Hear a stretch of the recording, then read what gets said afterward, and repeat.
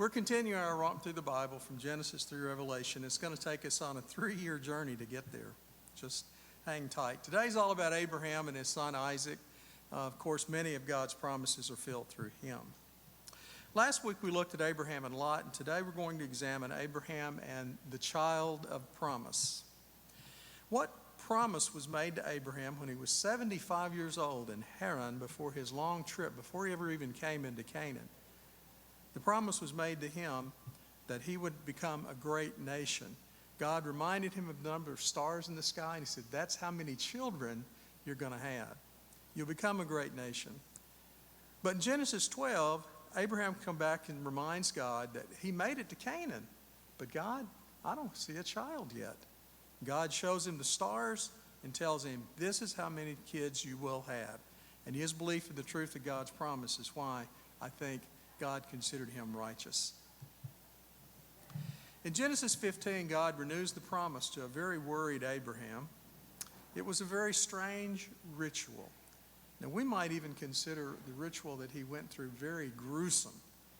In preparation, God asked Abraham to bring him an offering of a young cow, a goat, a ram, a dove, and a young pigeon. Nothing unusual. He would have been comfortable with animal sacrifice. But this was a little bit different. And we'll get to the difference, I guess, in just a few minutes. Before we do that, though, I want to talk about what's the difference between a contract and a covenant. Was God's promise to Abraham a contract? Did he offer him a contract to see if he would follow the rules in order to get what he should be getting? Well, a contract in today's language means something, a promise that you make that offers a quid pro quo. That's Latin for you give me something, I'll give you something in return. As long as you fulfill your part of this contract, I will give you these things. It usually involves somebody making an offer of some kind that's accepted, and with the acceptance comes along consideration. And that's usually money. In most cases, the contracts are written because money is involved. And both then will receive something in the bargain. For instance, I go to a store and I say, I'll give you $20 for that old vase that's sitting over there. And the lady says, okay, that's fine. I give her the $20, the vase is mine. That, believe it or not, is a contract. So here's an example. You buy your lunch at a deli counter, right? You walk up to the counter and you will complete a contract before that's over with. Notice that a contract has 4 requirements. An offer is extended. Clearly, she had out there on that potato salad that she was buying or whatever it was, there was a price amount that said a serving cost $2.75, for instance. So you accept that offer, you say, I'd like some of that, and you provide consideration, which usually is money, so you give $2.75, plus you give Uncle Sam a little bit, and everybody leaves that transaction happy. You have completed a contract. Contracts don't have to be written. Contracts don't have to be signed by lawyers. Contracts happen all the time. We engage in them really without even understanding that what we just did was a contract. This is an example. So anytime you go to a grocery store, a restaurant like Sonic or McDonald's or Burger King, you're making and you're executing a contract. Contracts don't have to be written and signed. They can be implied by consent. So does the Bible offer us a contract agreement? In other words, did God set the terms of eternal life? Do these 5 things, that's what I was told when I was young, 5 things you do, and you'll be in heaven. You'll be granted heaven. Was an offer extended? Certainly. God said, you'll be with me in heaven if you are good and faithful. Did I accept his offer? Well, I heard, I believed, I repented, I confessed, I was baptized. Yeah, I accomplished the terms of what he asked me to do. And then, did you provide consideration? Well, I could say to God, look at what I've done, God. All of my life I've been working for you. And we expect God then to say, well done, thou good and faithful contracted servant. You have heaven. That's not the way it works, folks. What we have with God in this and his promise to us is not a promise, a contract. It is instead a covenant. Now, a covenant is distinctly different than a contract, and perhaps you've heard of covenant marriages, right? How is a covenant different from a contract? Arkansas, Louisiana, and Arizona are the three states that accept covenant marriages in the United States. In other states, they may have them, but they're not recognized as official by the state. A statement, the differences from regular marriages is this. A marriage under a covenant cannot be easily annulled, and it cannot be easily discarded or broken like you can if you are under a regular marriage contract. Covenant marriages require a healthier consideration before you break that relationship between you and the other person. It sets a much higher standard for dissolution of the marriage. Only very serious reasons are usually allowed, such things as sexual unfaithfulness, felony, adultery, child abuse, and so forth. Those things generally are what would break a covenant marriage. And by the way, Mike Huckabee is a very strong supporter of covenant marriages, and I think he was in place when Arkansas first accepted covenant marriages. So what is a covenant? Well, a covenant simply means to come together. It's a coming together. It's not like a contract. In a contract, you say, as long as you do your part, then I will do this part. A covenant is in place regardless of whether this person does what he said he would do or this person does what he said he will do. It's still in place. It's still enforced. And at the time of Abraham, there was a process that people would go through if they wanted to establish a covenant.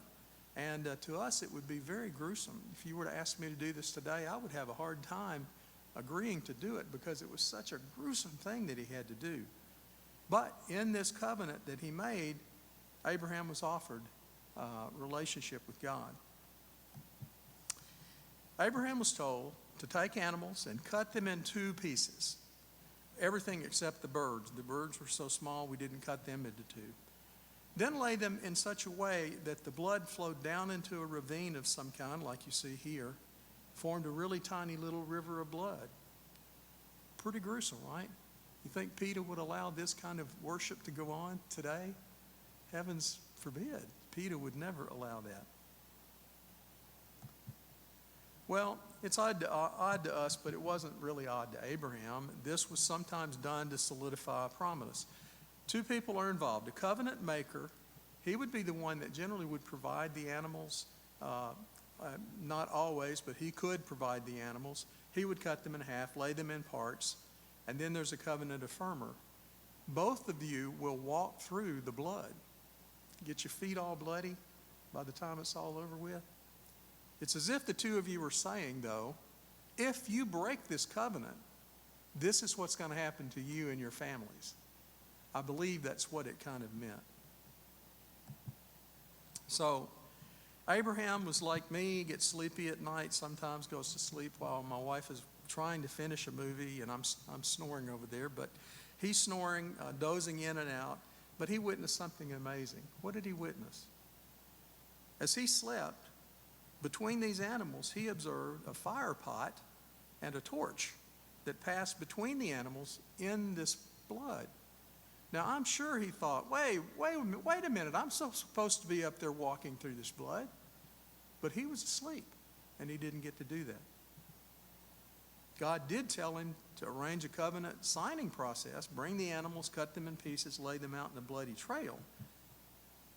As he passed through the parts, though, God offered Abraham a glimpse into the future, of course. He was told that in a faraway country, your people are going to be slaves one day. They will be mistreated for hundreds of years, but their captors will eventually be punished, and your people will escape after having suffered through 4 generations, and they will come home not empty-handed, but with rich possessions. That's God's part of the covenant that he made with Abraham. And also, Abraham, in case you're worried, you're going to live those 4 generations and then some. You're going to see these things that I'm promising you are going to be happening. What would it mean to you tonight if God came to you in a dream and offered a covenant with you and told you that you're going to live a very long life? Would that reduce and relieve any fears you might have about when you're going to die and how it's going to happen? Possibly so, and I'm sure for Abraham it did as well. Well, in this strange event, God promised that all the land from Egypt to the Euphrates River would belong to Abraham. That would be his land. He would own that land, and his descendants would own the land. And what he meant by that, of course, was all of the land of Palestine, all the way from the sea over to the Euphrates River. That would include the Sahara Desert, believe it or not, but it included the fertile land and the crescent over there just near the ocean or the sea, and that would have been the promised land that Abraham would have looked forward to. An odd event, right? Here's a question. Who was the covenant maker, and who was the one with whom the covenant was being made? Obviously, God was the covenant maker. God asked him to arrange the parts and everything, but Abraham went to sleep that night thinking, and before he went to sleep, I'm sure he was thinking at some point in time, I'm going to come walk through these parts, because that's what he was comfortable doing, but he slept through it all. So he was the covenant affirmer, but did he walk through the blood? Did he get a chance to walk through the blood? No, he didn't. He didn't get a chance to do that at all, because God did that for him in the form of this smoking fire pot and a blazing torch. God, in the form of that, walked through for him. It's as if he was telling Abraham, I am both the covenant maker and I am the covenant affirmer. You have no part in establishing this covenant between me and you. Nothing you could do, there's nothing that you need to do. I am making this covenant with you. God walked through the pieces for him. Think about that for a second. We have a covenant relationship with God. And we're not under contract. We're in a covenant relationship with him, not under contract. We were expecting to walk through those pieces, right? But we didn't get a chance to do that. We weren't able to fulfill our part of the covenant that he made. You and I have nothing to do with that covenant. We also can't affirm the covenant. Can't walk through it. Couldn't do it if we wanted to. So who walked between the parts for us? In the new covenant, that would be a foreshadowing of an event that happened in Palestine many years later, when Christ walked through the pieces for us as he gave his body on the cross. He walked through his own blood, as it were. God is the covenant maker. We are the covenant affirmers, but we didn't get a chance to walk through the blood. Jesus, God, did every bit of that for us. I didn't really understand this story until I understood this part. It helps me understand more about that gruesome thing that happened to Abraham all those years ago. It also helped me understand a little more about the relationship that I have in a covenant with God today, and what God did for me, and what he continues to do for all of us. Today, we're not under the old covenant, we're under a new covenant, but God is still the covenant maker. We are the covenant affirmers, but Christ stepped through that mess for us, and he affirmed the covenant. So I'm sure you've read Romans in your life, right? At some point in time, you've had to read something in Romans, perhaps. In chapter 4, it explains how Abraham was saved. Exactly how was Abraham saved? Did he do anything that placed him in a saved condition with God? What did he do, if he did? He was simply saved by one thing, and that is faith. He was saved by faith. Not by anything he did, not by anything he attempted to do. He simply believed, and it was credited him as righteousness in God's eyes. That's our faith in God's promise today. It saves us. There's absolutely nothing we can do. Does walking up here and getting in the water and coming out of that water, was that something I did in this covenant relationship with God? It expressed to us we understand what God did for us, but it had nothing, honestly, that had nothing to do with my being saved. It had nothing to do with the covenant that God has with me. The faith that led up to baptism is what saves, because we couldn't pass between the pieces. We couldn't obey the law or the Bible to that degree. We cannot obey the New Testament to that degree either. It's not our deeds, but it's our faith that ultimately is going to save us. It was credited to him by his faith that he received the promise of a new land and a great number of children. Nothing he did, nothing he could have done would make him worthy of that. Abraham had a covenant with God, but God played both parts, so don't forget that. So compare Abraham with us. How was he justified? He was justified by his faith. How are we justified? Even the New Testament tells us that. We're justified by our faith. Our works in this world amount to nothing. To God, in terms of our salvation, our efforts are meaningless. We are justified simply because we've been found innocent in God's eyes. Justification is a process that takes a split second. It can happen, and then you're justified. What takes time, though, is being sanctified. It takes a lifetime. It takes a lifetime to be sanctified, and we could never walk through the parts as Abraham was expecting us to do. God did our part for us in the man Jesus. So we are in exactly the same position as Abraham. The visual image of the parts and pieces and the blood and the smoking fire pot, definitely gruesome, but it exactly signifies exactly what Abraham did and what Christ did for us. I will let you say something, sir. John 3:16 comes to my mind. That's exactly the faith by that faith. Yes. Yeah, God loved us so much. Yeah. Well, this is how salvation works for us today. No different from the way that it worked with Abraham. The actions are a little different on our part, of course, but really no different in terms of how we are saved as Abraham was saved, through our faith. Any questions about that part of the story? Because that's an odd, interesting little story that went on in the history behind it all. Any comments or snotty remarks or anything you guys want to say about that? Okay. Well, the story of Ishmael comes next. Ishmael is a favorite story of mine. Reminds me of a bunch of my cousins, I suppose. We know the story. Abraham and Sarah are old people, 90 and 99.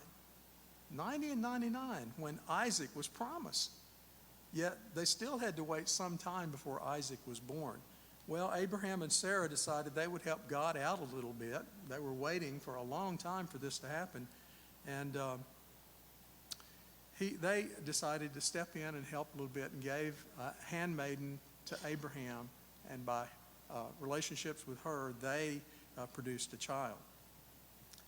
But I can't imagine waiting that long period of time, right? My wife and I were married, and then it wasn't but just a few months later that baby was there with us. And we had to wait no time. But I have had friends who have been childless for a long time, and they have desired so much to have a child. And it took forever for them. It took 25 years for Abraham. I can't imagine that. I just honestly can't imagine promising a child, but waiting 25 years for it and not knowing when it was going to happen. Why did God change Abraham's name from Abram to Abraham? Any clues? Any ideas? Well, I have it written down here. I'll tell you. As Abram, he was the father of a great nation. Of course, he was the father of all of the Jews that came after, right? He was the father of a great nation. But as Abraham, he was a father of many nations, many nationalities come to God in the same way through Father Abraham. Isaac, when he is born, and all the other Jews will be born, will later be circumcised as a baby to signify that relationship. Now, we all know about the three angels who came to visit when Abraham's 90 and promised him a child. Sarah overheard the discussion, and she laughed, of course. I think that's kind of funny. She laughed. How am I going to have a child? I'm 90 years old. And 1 year later, just as promised, Isaac, that baby they'd wanted for so long, was born. 25 years worth of wanting and waiting for a baby. And finally, Isaac was born. Can you imagine how happy Abraham felt? I think this baby's name was Chuckles, really, because Isaac is the word that's used for laughter. So I'm sure they called him Chuckles. Hey, Chuckles, come here. It comes from Sarah laughing, of course, when she heard the name. By the time Isaac was born, Ishmael had become a problem, though. Ishmael was the son of the handmaiden that had been given to Abraham. And Ishmael's mother, Hagar, became even a bigger problem. Ishmael would have been 16 or 17 if you look at the numbers and go back and figure out how old was he when Abraham was born. Would have placed him about 17 at this time this story is told. He was cast out, though, he and his mother, when he was about 17 years old. But if you go bring any images in of Hagar and her son, it's always showing a little boy of 5, 7, 10 years old. It never shows a 16 or 17-year-old. Ishmael plays a very important part of what religion? Islam, right. He played a very important part in the Islamic religion. He is the ancestor of Muhammad. Apparently, according to them, Muhammad came from Ishmael. Sarah and Hagar are both supposedly buried close to the Kaaba in Mexico. I always want to say Mexico, but it's not. It's Mecca. The Kaaba in Mecca. It's a holy place to another Abrahamic religion. Now that's an interesting thing. I never really considered it an Abrahamic religion, but it very much is. They honor their ancestor Abraham and pay homage to him as well. And that's called Islam. I wanted to show you the building that houses the shrine. And if you see in the middle of the picture up there, in the middle of the very middle of the picture is a dark little, almost brown looking small building. It's really about the size of a little outside a tool house you might have in your yard or something. It's not much bigger than that. It's just a few feet wide, a few feet, and it's square. It's a perfect cube, by the way, in terms of the building structure itself. It's a perfect cube, but it's right in the middle of this temple that's been built around it. And over the years, this temple has grown larger and larger and larger. Now, they believe that the Kaaba was originally built by Adam, but it got washed away in Noah's flood. And then when Abraham came along, he rebuilt the Kaaba and placed it in Mecca. And the angel Gabriel gave him the cornerstone. The cornerstone is still in this little building that we talk about here. It's in the walls of the building on one of the corners, and you can actually see it. And the goal of this is when you come on your Hajj, which is your pilgrimage, eventually you're going to come to this building, and you're going to start at the top of the building. You're going to circle around 3 or 4 concourses until you get to the bottom down here. You come out, and you can see a million people there in that one little open square, and you are standing like this, and you're moving like this. There are people in front of you, people behind you, and the whole time this whole little thing is moving. And everybody is always facing the Kaaba as they move around this thing. 2 million people usually make the visit each year. But the last couple of years, 3 years perhaps, it has been limited in number. And the pilgrimage has been limited because of COVID, and now allow only a few 100,000 Saudi-only people. Now that really upset the rest of the world. The Islamists that live in America can't go over there and do their Hajj. They cannot do that because it's been restricted only to Saudi people who live there. An interesting thing. The inside of the Kaaba in Mecca, in Saudi Arabia, is close to the tombs of Sarah and Ishmael. They're outside of this, but they're not too far away. And once a year, all the Muslims are commanded to come here and revere and worship Sarah and her son Ishmael. Look at all the heads there, just in that area, and as they wander around it. Have you seen news reports of that before? And you've probably seen this, but to me it was kind of surprising just how many people are packed in there at that point in time. Well, we know that God demanded that Abraham take his only son, the promised son, the one he waited 25 years for, God came to him and told him, you need to take him, and he becomes a sacrifice to me. Now, we imagine Isaac to be a young boy of about 5 or 7, and if you've ever been in, your classes in nursery school and beyond, that's the way it's presented. You see this little bitty tiny boy, just 5 or 7 years old with Abraham. But to be honest, he probably was a man, a young man, or a teenager. He was pretty old by the time that this commandment came to Abraham. He was taken then to a faraway mountain, and he was to be offered as a sacrifice. I don't think he knew where he was going when his father said, come, let's go on this long walk. Now, if you walk the walk that they walked, today it would take you about 21 or 22 hours.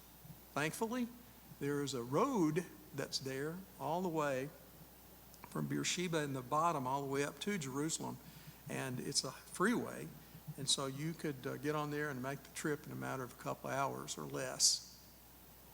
But walking would have taken you, according to Google Earth, it would have taken almost 21 and a half hours or 22 hours. It would have taken me a lot longer than that, though, I'm sure, because I'd have to stop for potty breaks and lunch breaks and so forth along the way. And my wife would like to stop at the places and go and shop and things like that. So it would have taken a long time for me to get there, I think, not just a few hours. Their travel took them all the way from Beersheba in the Negev desert down south of Palestine. Abraham took some servants with him, and he took Isaac. I don't think Isaac knew what was in store for him. I doubt Abraham told him what was going to happen to you when we get there. On their third day, my note says Moses could look up and see Mount Moriah, but actually that's Abraham. Abraham could look up and see Mount Moriah in the distance on their third day of walking. God told him exactly where to build the altar. He knew exactly where he was headed when he got there. Of course, we know this is the testing of Abraham, right? Abraham's being tested. Will he go through with the killing of his beloved son? Instead, of course, we know that a ram was provided for him to use. But the question I had was, as I read this, does God really need to test Abraham to find out if he would do that? If God's all-knowing, he knew what Abraham would do, right? So I think perhaps God was using this to show Abraham that he would be willing to do something that significant, even to wipe out the promise that God made to him 15, 20 years earlier, just wipe it away. And it gave Abraham a chance to understand that, you know what, I would have done that. And certainly after that, Abraham's faith would have been confirmed. But we know that he didn't go through with it for God's sake.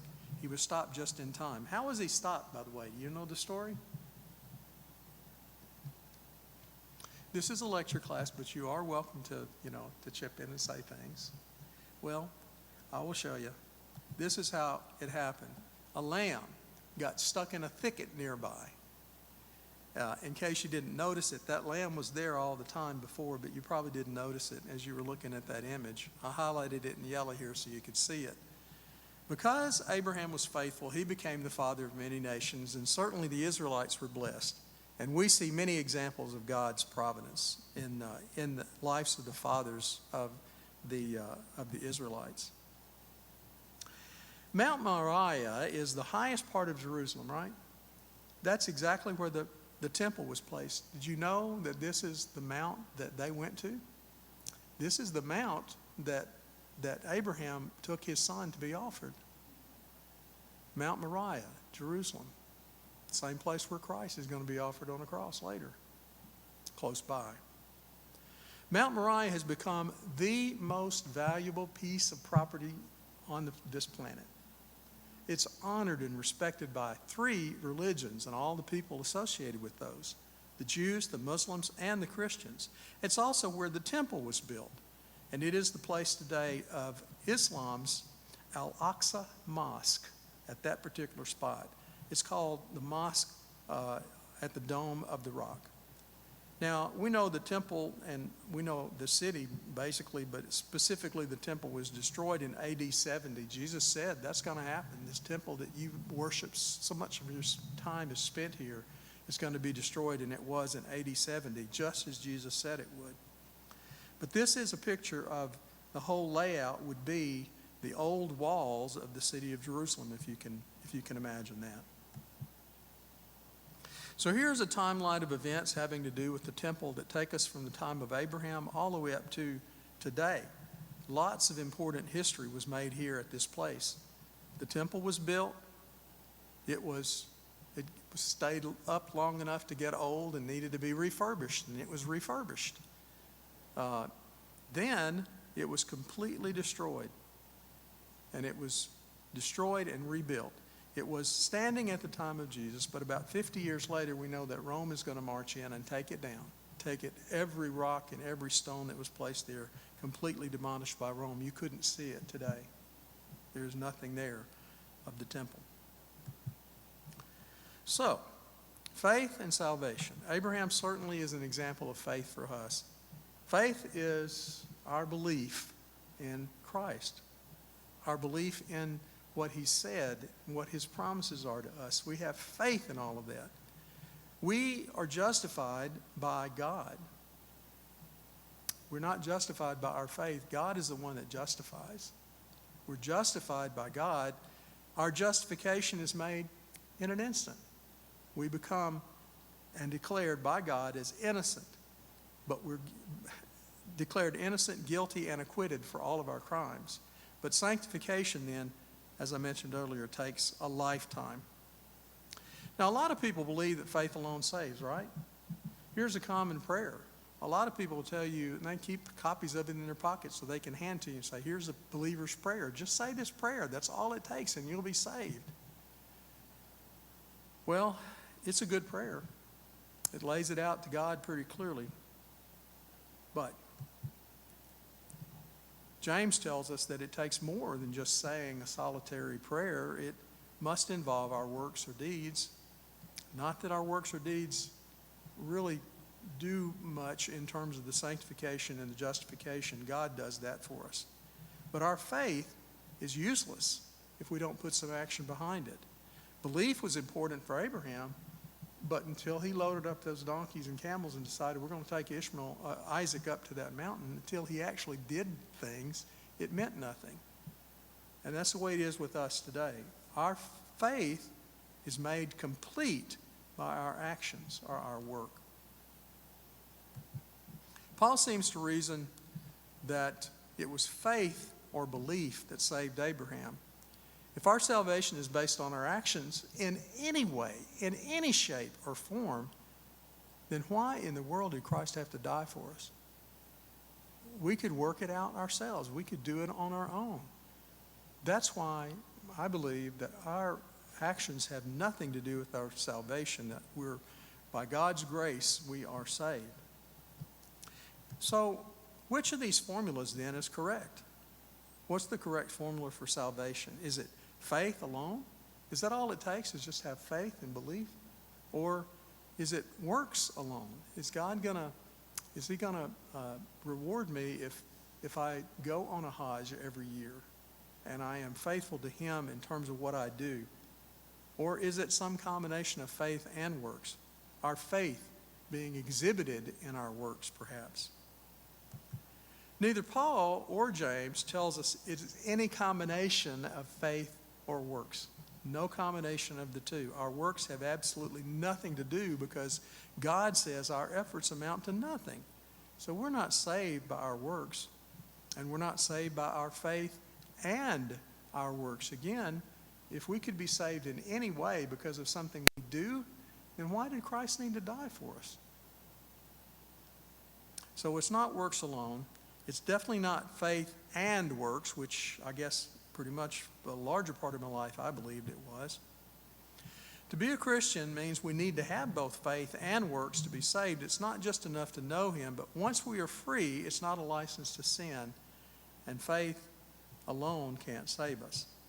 So the answer is we're saved by our faith, which in turn causes us to do good.